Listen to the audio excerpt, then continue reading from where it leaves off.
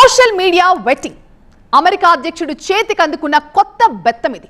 తమ దేశానికి రావాలన్న కోరికతో వీసాలకు అప్లై చేసే ప్రతి ఒక్కరిపై భూతద్దం పెట్టబోతోంది అమెరికా.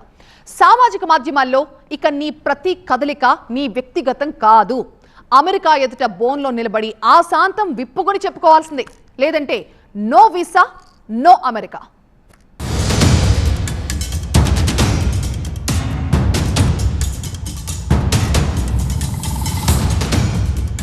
కొలరాడోలోని బౌల్డర్ కౌంటీలో జరిగిన చిన్న సైజు ఉగ్ర దాడిది. అల్లరి మూకలు యూదులపై సీసా బాంబులతో విరుచుకుపడ్డప్పటి దృశ్యం. అసలే ప్రతిదానికి ఉలిక్కి పడుతూ కన్ఫ్యూజన్ కి గురవుతూ చేతిలో కొరడాను అదే పనిగా ఝుళిపిస్తోన్న అమెరికా అధ్యక్షుణ్ణి కొలరాడో ఘర్షణ కూడా చాలానే ప్రభావితం చేసినట్టుంది.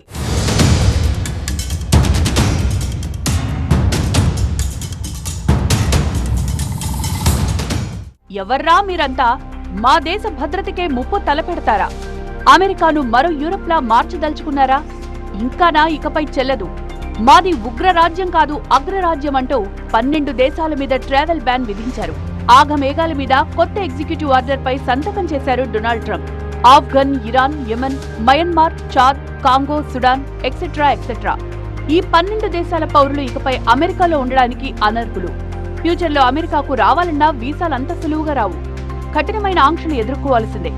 వచ్చే సోమవారం నుంచి అమల్లోకొచ్చే ఈ ప్రెసిడెన్షియల్ ఆర్డర్ ప్రపంచవ్యాప్తంగా చర్చనీయాంశంగా మారింది. The recent terror attack in Boulder, Colorado has underscored the extreme dangers posed to our country by the entry of foreign nationals who are not properly vetted, as well as those who come here as temporary visitors and overstay their visas. We don't want them. సరైన పత్రాలు లేకుండా తమ దేశంలోకి జొరబడ్డ విదేశీ పౌరులు ఎంత డేంజరసో మాకిప్పుడే అర్థమైంది.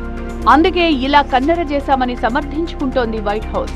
Trump మొదటిసారి అధ్యక్షుడైన సమయంలో కూడా కొన్ని ముస్లిం దేశాలపై ఇలానే నిషేధం విధించారు. ఇప్పుడేకంగా 12 దేశాల్ని వెలివేసి దట్ ఈజ్ ట్రంప్ అని భుజాలెగరేస్తున్నారు. తాజా ట్రావెల్ బ్యాన్ ఆర్డర్లతో ఆ 12 దేశాలకు మాత్రం నష్టం అనుకుంటే పొరపాటే.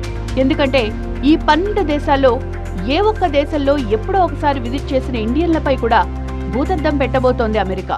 ఇండియా నుండి కనుక ఎవరైనా ఈ 12 దేశాలు ఆల్రెడీ విజిట్ చేసి కొత్తగా అమెరికాకు వెళ్లాలని ప్రయత్నం చేస్తే మాత్రం ఎందుకు ఆ 12 దేశాలకు సంబంధించిన దేశంలోకి వెళ్లాల్సి వచ్చింది, అక్కడ ఎలాంటి వ్యాపారాలు చేశారు, ఎలాంటి వాళ్ళని కలిశారు, ఈ పూర్తి సమాచారం కూడా అమెరికా అడిగే పరిస్థితి రాబోయే రోజుల్లో కనిపిస్తుంది. సో ఈ 12 దేశాలు ఏవైతే నిషేధిత జాబితాలో ఉన్నాయో వాటి వైపు వెళ్లకుండా ఉండాలని కూడా మనకి అందరూ చెప్తున్న పరిస్థితి ఇప్పుడు కనిపిస్తుంది.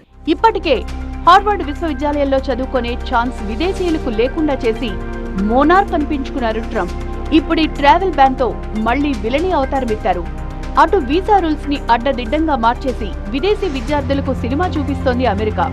వీసాల మంజూరుకు ముందు సోషల్ మీడియా ఖాతాలపై తనిఖీ తప్పదన్న హెచ్చరిక. అమెరికాలో చదవాలని కలలుగనే భారతీయ విద్యార్థులకు టెర్రర్ పుట్టిస్తోంది. కొందరైతే జడుసుకుని తమ సోషల్ మీడియా అకౌంట్లను డిలీట్ చేసుకుని బిక్కుబిక్కుమంటూ గడిపేస్తున్నారు.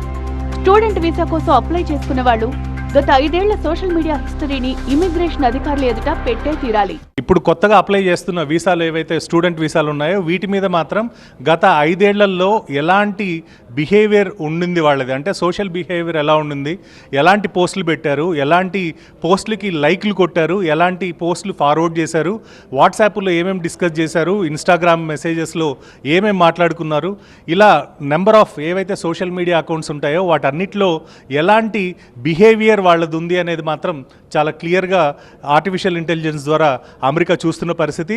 దీన్ని ఆధారంగా తీసుకున్న తర్వాతనే దీంట్లో ఒకవేళ సోషల్ బిహేవియర్ నిజంగా వీళ్ళు చదువుకోవడానికి మాత్రమే అమెరికాకు వస్తున్నారనే నమ్మకం వస్తే తప్ప వీసా ఇవ్వము అని చెప్పి కరాఖండిగా అమెరికా తేల్చి చెప్తుంది. అమెరికాలో ఇప్పటికే వలసదారుల వేట స్పీడ్ అందుకుంది. మంగళవారం ఒక్కరోజే 2000 మందికి పైగా అరెస్టు చేసింది ఇమిగ్రేషన్ అండ్ కస్టమ్స్ ఎన్ఫోర్స్మెంట్ శాఖ. ప్రతిరోజు కనీసం 3000 మందిని ఏరివేయాలి అన్నది వైట్ హౌస్ ఆదేశమట. సరైన డాక్యుమెంట్స్ లేకుండా అమెరికాలో ప్రవేశించిన వారు ఎక్కడున్నా పసిగట్టేస్తున్నారు. ఇందుకోసం యాంకిల్ మానిటర్స్, స్మార్ట్ ఫోన్ యాప్లు, జియో లొకేషన్ పరికరాలు వాడుతున్నారు. మిలియన్ల కొద్దీ వలసదారుల్ని వెనక్కి పంపించేస్తానని ఎన్నికల్లో హామీ ఇచ్చిన ట్రంప్ ఇప్పుడు అన్నంత పని చేస్తున్నారు. ఎప్పుడొచ్చి లేపుకుపోతాడో తెలీదు. అమెరికాలో ఉన్న విదేశీయులందరికీ కంసమామలా మారిపోయాడు ట్రంప్ తాత.